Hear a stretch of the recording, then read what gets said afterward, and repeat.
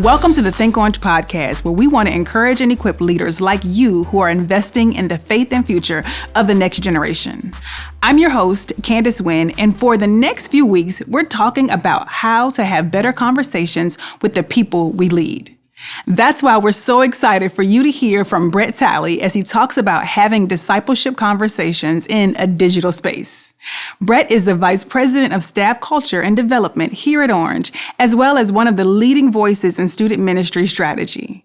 And at Orange Conference 22, we were blown away by how Brett elevated the conversation around digital discipleship in the breakout that you're about to hear. If you'd like to be a part of conversations like this one, join us at this year's Orange Conference, either in person or digital. You can find out more information at theorangeconference.com. But for now, enjoy this breakout session with Brett Talley. Hey, my name's Brett, and I am a mix of anxious and excited about this idea of digital discipleship.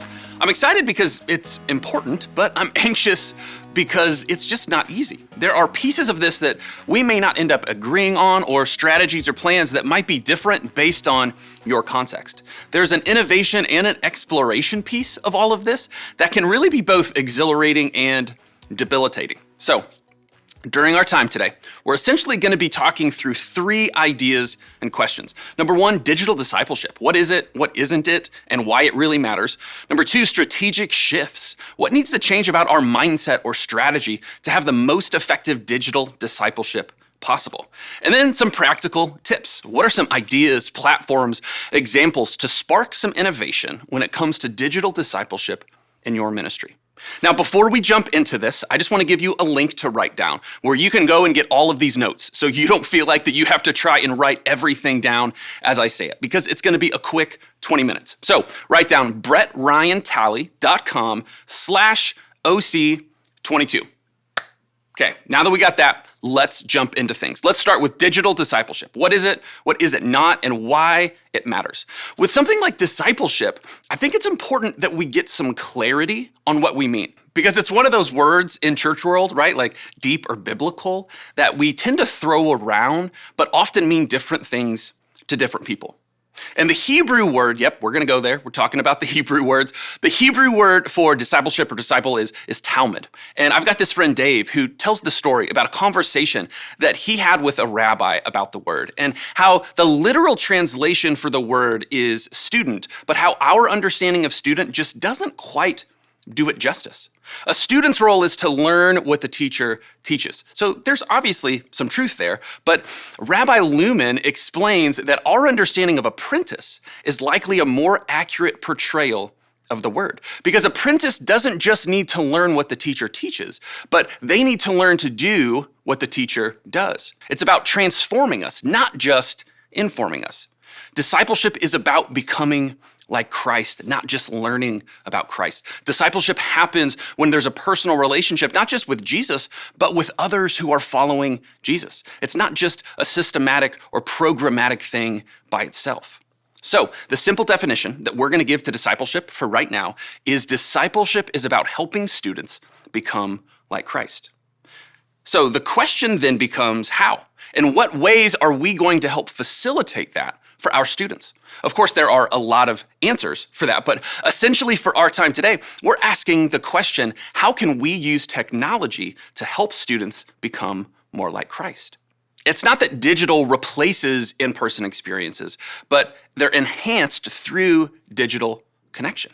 And why does all of this really even matter? You're probably tuning in because you already think it matters. But just in case you need to help build some tension with your parents or your leadership at church, let me share some stats on why all of this really matters.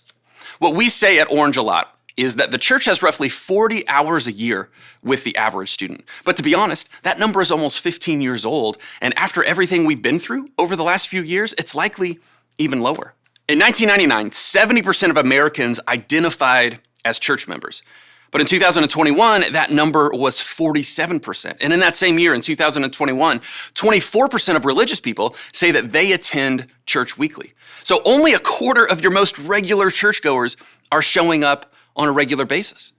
And according to Springtide Research, one of my favorites right now, 25% of 13 to 25-year-olds who identify as religious attend only once a year or less. 19% attend 1 to 3 times per month, and 18% attend every week or nearly every week. So according to that study, you're not even getting 25% of your regular students on a weekly basis. The statistics about how high loneliness and anxiety issues are in Gen Z are easily available and quite scary. But Springtide's research also shows us that 78% of 13 to 25-year-olds say that they're spiritual. So for a lot of reasons, Gen Z's mental health is worse than a generation's has ever been. And they're connecting in person to their faith communities less than they ever have before. But a vast majority still recognize a deeper need for faith in something spiritual in their lives. Now, this isn't just me railing on culture or the evils of the world, okay? It's just the reality of where we are right now. And I think that we've got to put our focus on not just lamenting those realities, but getting strategic about how we can be the church within them. Dave Adamson, my friend Dave that I talked about earlier, he's one of my favorite voices when it comes to digital discipleship. And I love the way that Dave talks about this idea in his new book, Meta Church, how to use digital ministry to reach people and make disciples, that he just released at conference. Check it out, orangestore.com. And here's what he says. Right now, the church needs to be more innovative than ever before, not because of COVID, but because of indifference. And that's where this idea of digital discipleship comes in. Global Web Index says that Gen Z spends 8+ hours a day online. So we have less in-person access to students than we've likely ever had. But if you include the digital world, we also have more access to students than we've likely ever had. And so when you look at those numbers, it's tough to defend the idea that digital discipleship doesn't matter. We're not saying it should replace anything, but it's got to matter.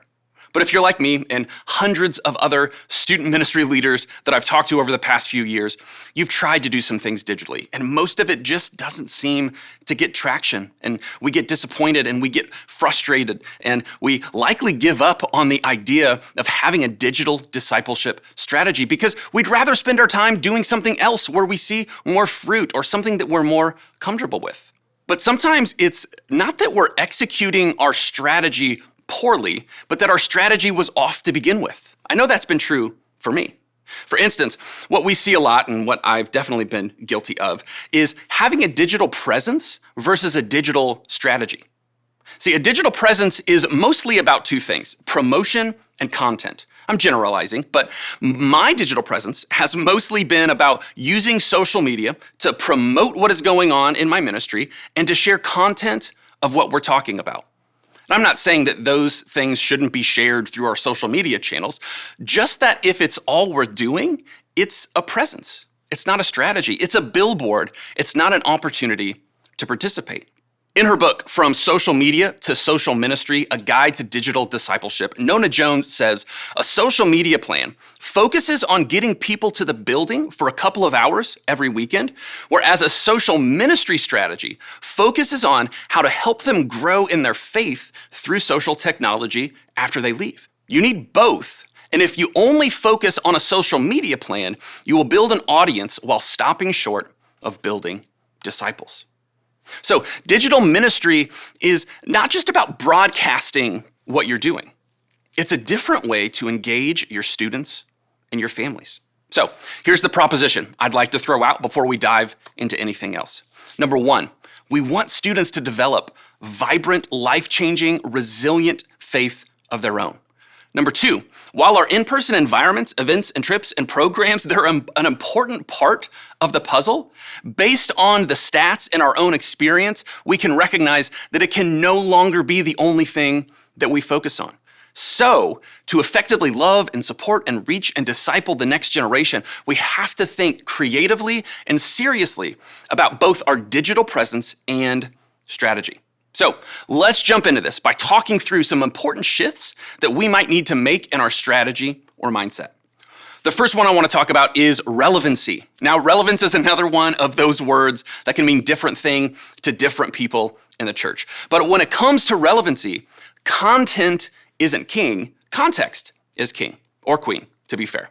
Now, there have been times where I've watched a Mr. Beast video or some other online brand, and I think to myself, I just can't compete with that. Have you ever been there before? You see what's engaging your students on social media or what's trending, and you get discouraged because you're just not so sure that you can reproduce it.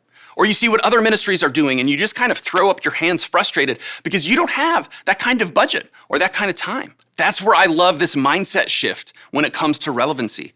It's context, not content. So here's a definition of relevance that Dave talks about in his book that I love. Relevance is meeting someone's need the moment that they need it. So if we ever get stuck in the cycle of thinking like, oh, I need to be on TikTok, or I need to figure out what I need to do with Reels, or my YouTube videos should look more like this person, those aren't necessarily bad things to evaluate, but it's got to be more than that. When it comes to digital ministry in 2022, relevance isn't just about jump cuts or the music in the background of our videos. It's about making sure that our content is focused on their actual needs, giving answers to the questions that they're asking, helping them develop the skills necessary to processing them. Using tools like trends.google.com, ads.google.com, and Morning Fame to learn about the most searched questions in your area can really help you narrow down your focus and direction to be as relevant as possible. And it's not just about answering their questions. It's also about giving them the language and the tools to navigate the questions that they're asking, not sidestepping them, but walking into the messiness of their questions and the messiness of there not always being clear answers, and the importance of helping them develop wisdom in the midst of all of it. Essentially, when it comes to your digital channels, it's not just how good your content is, but it's how relevant it is to your students. So, are your digital channels talking about the kinds of questions that your students are asking? Okay.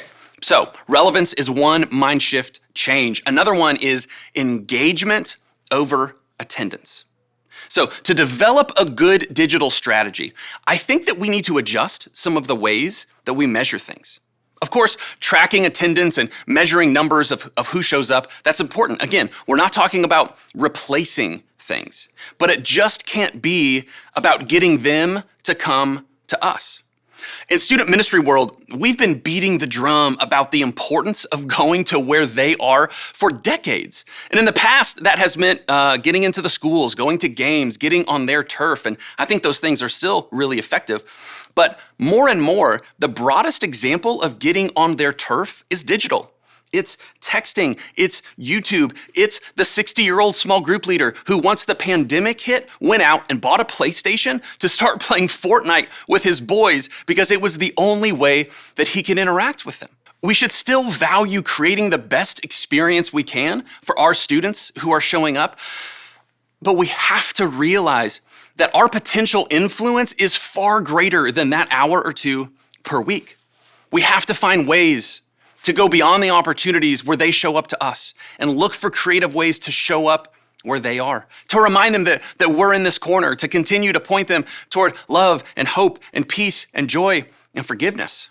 So, what are some of those measurements or metrics that we should be valuing to get a better understanding of our impact?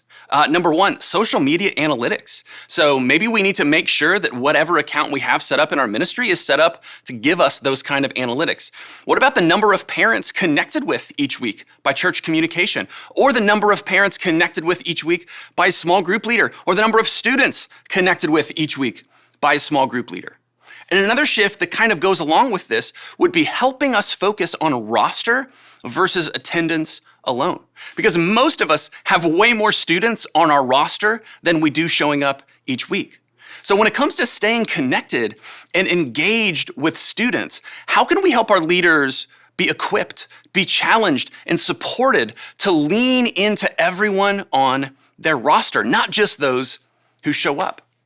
One way could simply be by making sure that there's one adult that owns the relationship with each student. Every student on your roster should have an adult who takes responsibility for engaging that student regardless of how often they show up. There should also be some sort of system to help your leaders know how and when to engage with them. Having a system just means that we don't leave the important things to chance. For instance, Having a system that has small group leaders connecting digitally to every student at least once per month not only helps that student feel more connected to their faith community, but it also gives your leadership some different metrics to measure your impact versus just attendance. So yes, being able to tell your leadership that you had 34 students show up at least once to in-person environments this month is great. But also being able to tell them that small group leaders reached out to 97 students over the course of the past month could really help your leadership get a better picture of what's happening. Another mindset shift is the importance of the ministry of digital presence in the life of our students. See, one thing digital ministry offers us is proximity. When Jesus called the disciples to follow him, they spent 24/7 together. Life in discipleship clearly looks a little different in 2022. And digital proximity is different from physical proximity, but we have to recognize what digital proximity offers us. So, in what ways can we build a digital discipleship strategy that leans into the value of proximity with all of our students, not just the ones that show up into our spaces? There's this piece to our digital presence that involves social media. Us being present where they are present, Instagram, YouTube, TikTok. I think those things matter, but depending on algorithms, your Instagram post, it might only hit 3 to 8% of your followers. That doesn't mean that we don't lean into that and have the best strategy that we can there, but what are our options to increase the proximity and the personal side of your digital strategy? Now, texting can get messy. There should absolutely be some boundaries and accountability with how you set that up with your group, but with an open rate above 95%, depending on which statistics you read, there's too much opportunity for proximity with students to ignore. And this is where the voice of your digital discipleship strategy shifts a little bit. When it comes to your social media, your voice there is most often the ministry leader or it's the ministry itself. And that's not necessarily a bad thing, but I think that we'd probably all agree that discipleship happens best in community. And for most of your students, the staff person is not the one leading the students in most faith community. It's a volunteer small group leader. So when it comes to your texting strategy, yes, you should be leaning into services like Remind or Easy Text for all group texting, but you also need to build some systems that prompt your small group leaders to keep digital proximity with their few, whether they're showing up in person or not. And when we prompt our leaders to reach out, we might want to give them some templates, because what often happens when we reach out to students who haven't been around physically, we tend to say things like, hey, haven't seen you in a while, or hey, we've missed you. We hope to see you soon. And I know we mean well when we say those things, but when that's the focus of us reaching out, a couple of things happen. One is that it often prompts shame or disappointment in the student, that they've let us down or that they've let God down. Two is that it makes it clear to the student that our relationship is based on how often they're showing up to our thing. So let me encourage you, come up with some template texts for your small group leaders to draw from that help them keep things relational. Texts that lean into what we already know about the students are best. Texts like, hey Parker, how's baseball going? Hey Paul, don't you have a big band competition coming up? How are you feeling about it? Showing up on their turf digitally by checking in with them over text is a great way to help clarify to the student that our relationship is not dependent on their attendance. Rather, we're in their corner. We're on their side, whether they're showing up when we want them to or not. But remember, the most important thing about reaching out to students that you are investing in, it's not whether they respond, but it's what you're reminding them of. That's an encouragement that we need to remind ourselves and our leaders of. It's so easy to get discouraged by social media posts not getting likes or comments, videos not getting views, emails not getting opened, texts not getting responded to. But it's not always about the content or the response. Sometimes it's just about the proximity and our digital presence in their lives, reminding them that we're there, which often reminds them that God is there. So we don't reach out to students so that they can respond and we feel better about ourselves.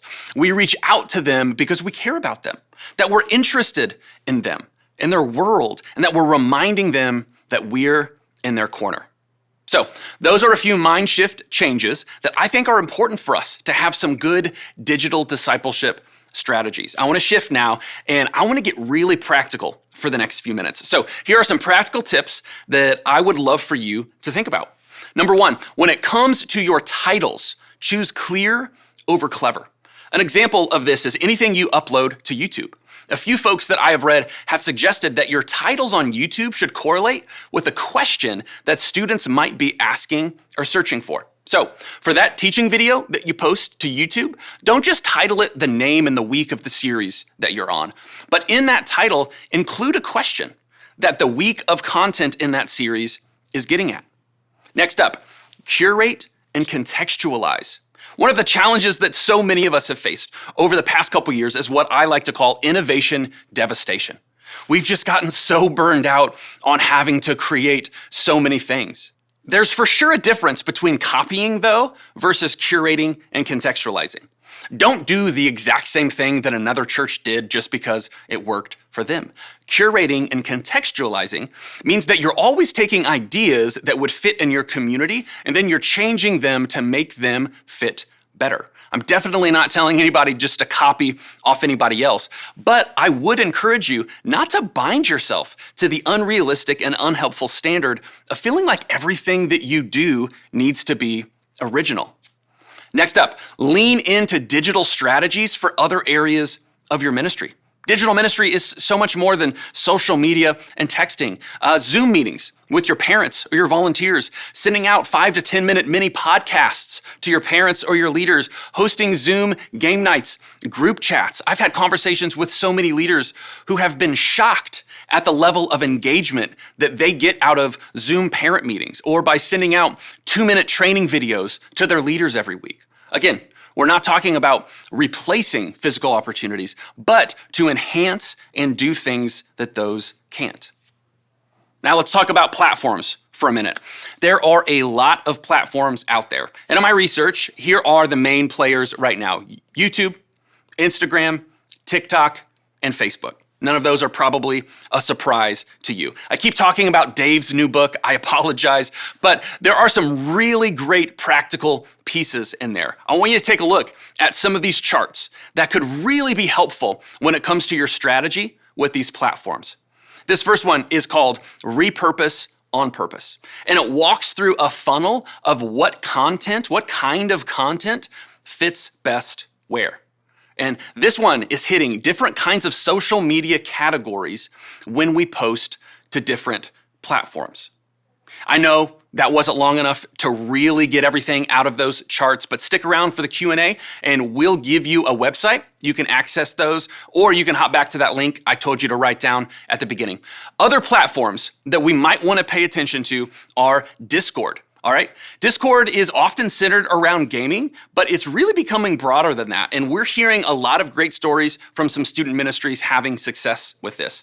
Twitch is another gaming-centered platform that might be worth looking into. WhatsApp, GroupMe, group texting, Remind, Easy Text that we talked about earlier. We might not view these as social media, but it's definitely an aspect of a digital strategy that will make a lot of sense. Podcasts, they might not be relevant to some of your younger students, but still a great platform to look into, especially for your parents and leaders. Let's talk about apps for a minute. There's two that I want to highlight. The first one is ParentQ. This app can be a huge part of your digital plan to partner with parents. There's just so much low-hanging fruit with it, and there's even a way for you to upgrade so that you can customize it specifically for your church. orangeapps.church if you want to learn more about ParentQ. The other one is the Bible app from Life Church. It has some unbelievable resources on there, and we actually utilize it here at Orange. Every XP3 series that we have has a reading plan on the Bible app to go with it. It's also available on their website. And you can even do these reading plans as groups. It's super cool. It is totally worth checking out. One last one to keep an eye out for is VR, or virtual reality. It's a fairly new piece, but one that could become more and more important as the years go by. The Oculus app was actually the most downloaded app in the United States on Christmas Day. Do you know what app was most globally downloaded on Christmas Day this last year? TikTok. Bonus points if you knew that. So there are a lot of platforms out there. I'm not necessarily saying that you need to be on all of them, but keeping a pulse on what's out there and what your students are on is really important. What's also important as we talk about platforms is remembering and recognizing that a lot of our middle school students don't even have access to these platforms, either because they're not old enough or their parents just don't want them on there. So if we're talking nonstop about Instagram with our middle school students, we have to realize that most of them aren't even legally old enough to be on there until they're 13 years old. That's true of most social media platforms. And that's where something like group texting can really be a win. So maybe finding ways to not just post things to social media, but maybe there are some group text threads where you can send the same pictures and captions and messages so those students don't feel left out. There's this important but really challenging dance of being where students are, having that digital proximity with them, but also helping them navigate the challenges of technology. So our next tip is don't just have a digital presence in their life, but talk with your students regularly about having a healthy relationship with technology. Look for ways on a regular basis to talk about the benefits and the hazards of technology and social media. The idea probably calls for a week or a series in and of itself every single year, but also look for ways to just talk about it on a regular basis. Resource your parents, help your students develop the skills and the tools to use technology wisely. Next up, and you've probably heard this before, so I'm going to move through it really quick, but I've often heard Gen Z referred to as a generation of producers. They want to create, and they love watching things their friends and their peers have created. So the more you include your own students in this process, the better it's going to be across the board. What should you post? What kind of content should you try to create? What should it look like? What should it feel like? What kind of questions should it answer? The more that you can invite students into that process, the more likely that your content is going to be relevant and the more excited your students will be in sharing that with their friends. Finally, I want to throw out a few names of folks that you should write down to keep learning from when it comes to this idea of digital discipleship. I've already mentioned two of them. One is Dave Adamson, who I have already talked about. I hope this didn't feel like a commercial for his book, but it is awesome and it's available in the conference store, orangestore.com. Check it out. Another is Nona Jones. She's a pastor and she actually leads the faith-based division at Facebook. Another is Brady Shears. He's got some great ideas. He's a great follow on Instagram. Jay Cranda has some great ideas and free resources. Alan George has been pioneering a lot of digital ministry with Life Church in Oklahoma City for years. Justin Piercy from Connexus Church is another one to keep an eye out for. And finally, I love what Taylor Terpstra and Sandals Youth is doing out in California. Sandals was one of the first student ministries to hire someone to really focus mainly on digital discipleship strategies. And Taylor recently did a podcast with our friend Todd Pounder, walking through how they do things at Sandals. So if you Google Taylor Terpstra Sandals Youth Podcast, it should be one of the top results. I think I've probably overwhelmed you enough at this point, but remember, you can get all these notes, bretryantalley.com/OC22. But before we jump into the Q&A, one more quick thing. Aim for faithfulness. I don't know about you, but it is so easy for me to leave conferences bummed out. I mean, I show up and I get inspired and it's great, but I also leave with a list of like 5 pages long of what I'm not doing well or not doing at all. Maybe it's just a me thing, I don't know. But with something like digital discipleship, it can be so easy to get to that place, frustrated, overwhelmed, just feeling ineffective. And I just want to say thank you for what you're doing to tell students about Jesus and to help them become more like him. Don't grade yourself in likes and in views and in comments. Focus on faithfulness. As we lead our students and our leaders and our parents, what does it look like for us to be faithful to God and to them? Influence, impact, effectiveness. I think all of those things are good for us to lean into and strategize around. But ultimately, as you process all of this, I want to encourage you to focus on faithfulness over anything else. So, how can you use technology in your own ministry to help your students become more like Jesus? We want to thank you for joining us on this episode of Think Orange Podcast. If you like this episode, we would love for you to leave us a review on Apple Podcasts and to share this episode. And if you want to be a part of more conversations like this one, get your tickets to Orange Conference 23 at theorangeconference.com. We'll see you next time on the Think Orange Podcast.